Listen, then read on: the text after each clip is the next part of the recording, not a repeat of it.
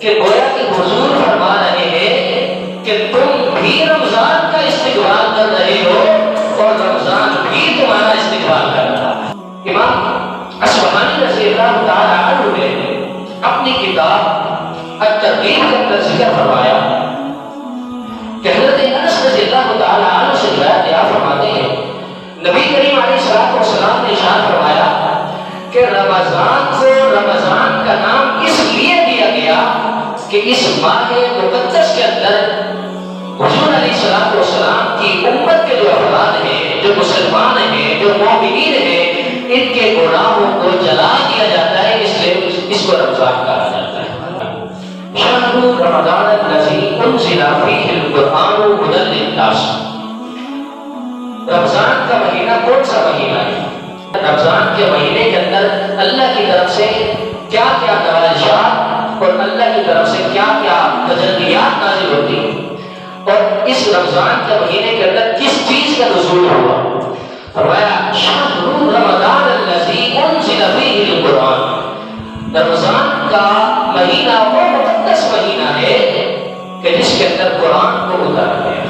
ھدی للناس، قرآن کی کیا شان ہے؟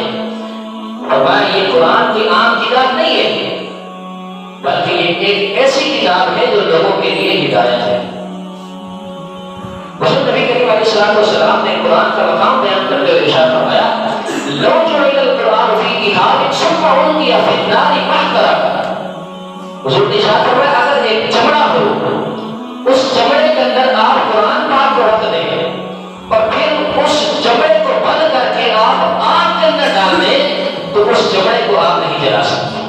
تو کیا ایسا ہو سکتا ہے کہ حضور علیہ الصلوۃ والسلام کا ایک عاشق رسول ہو، حضور علیہ الصلوۃ والسلام کا ایک سچا غلام ہو اور اس کے دل کے اندر یا اس کی اولاد کے دل کے اندر قرآن پاک محفوظ ہو اور اس کی جسم کو، اس کے دل کو جہنم کی آگ چھوئے؟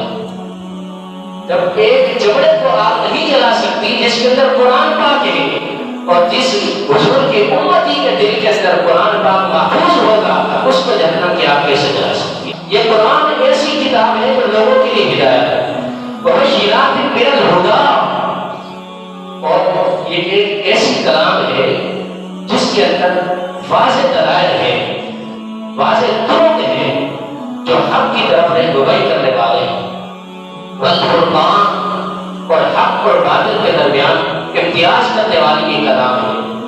فمن شہد منکم الشہر فلیصمہ، جو شخص تم میں سے اس مہینے کو پا لے، اس مہینے کا گواہ بن جائے، اس مہینے کے اندر، اس مہینے کی آمد کے وقت تم میں سے کوئی شخص حیات ہو، زندہ ہو، فلیصم، اس انسان کو چاہیے